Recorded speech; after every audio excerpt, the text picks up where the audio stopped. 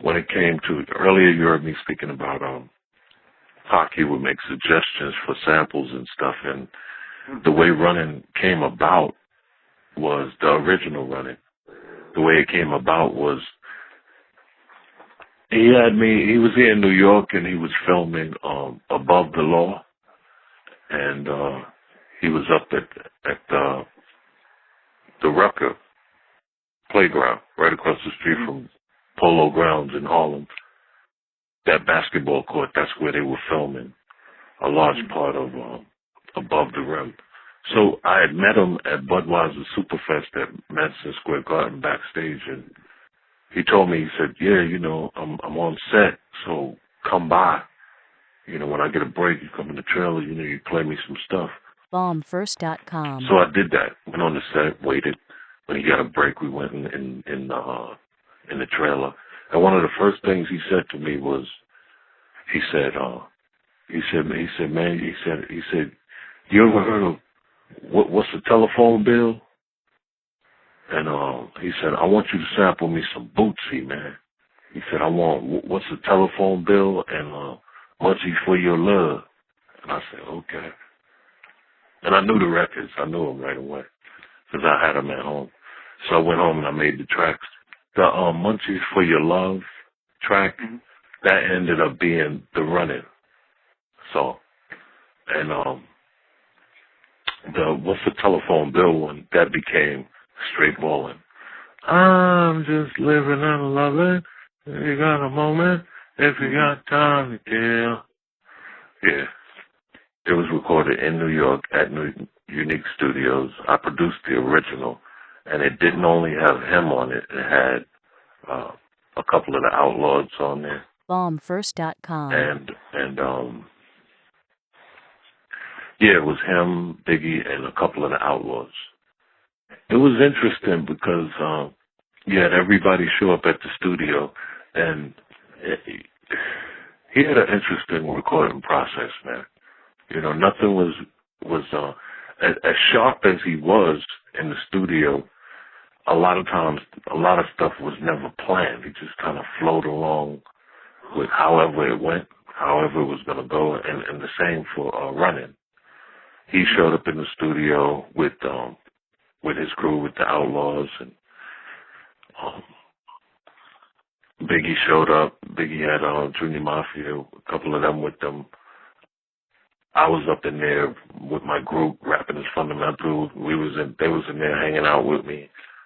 A couple of dudes from my projects. So everybody wanted to see Pac. They're like, yo, he gonna be at the studio. Like, we knew Biggie here from New York, but everybody wanted to see Pac. And he was cool with that. He was generous with that. The room was packed. I mean, like, barely had room to move around and walk and everything, but he was just happy with it. So he's writing. Biggie got his rhymes up in his head. The Outlaw dudes, they're over there writing. And when it comes time for everybody to go in the booth and put it down, he put his down. Biggie put his down. The Outlaws put theirs down. But it's like nobody ever really talked together. Like, okay, I want you to write about this. And it just all seemed like it just fit. He had a title, and everybody wrote around that. And in the end, when you sit back and you listen to it all in one, it's like, it sounds like it was real well planned out and thought out, but nah, everybody was writing around a title, Running from the Police.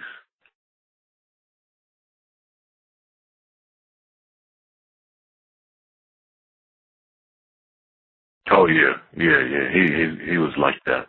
As a matter of fact, he did that on at least about 3, maybe even 4 songs that he did with me. On Runnin', he did a verse. He would do a verse. He's like, I don't like that. He'd come back tomorrow or even later that same night. He'd lay another one down. He did that for Runnin'. He did that for Straight Ballin'. A lot of the people like, they're avid collectors of all of the stuff that he's done. They may have like 2, maybe even 3 different versions of Straight Ballin', where he would do the verse, scrap that. Bombfirst.com. Yeah, he would just like do the verses until he was happy with them. So you're right on Runnin. Yeah, there was another version that was the original that didn't make the cut. Both were good. I mean, but to me, nothing was like that original verse that he did. You know, I was cool with it. I was fine with it.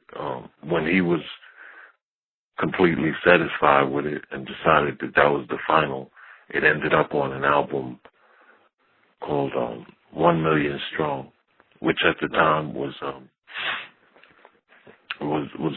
dedicated to the Million Man March. Mm-hmm. From what I understand, that project was executive produced and funded by NAACP's then Ben Chavis. Bombfirst.com. So that's the first time we saw that record officially released to the public.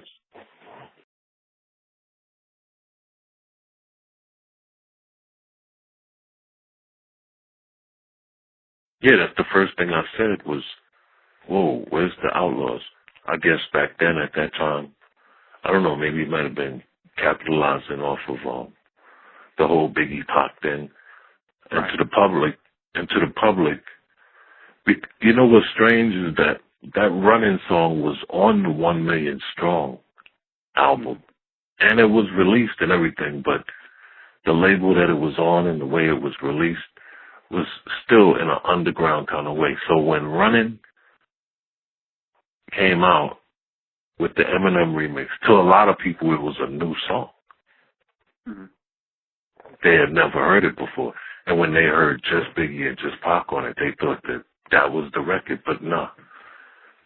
For all of those who never heard the original, me and you, we know. But there was more to the record. The Outlaws were missing. I know when the remix came out, they even probably said it to themselves. Like, what happened to us? Like, you don't want us on the record. But do I like the record? It's cool. It's cool. Totally different direction as far as the track and the production is concerned. With me, I had kind of like a soulful, funky thing going on. It was kind of moody too. And the EMINEM remix, in contrast to me, is slightly darker.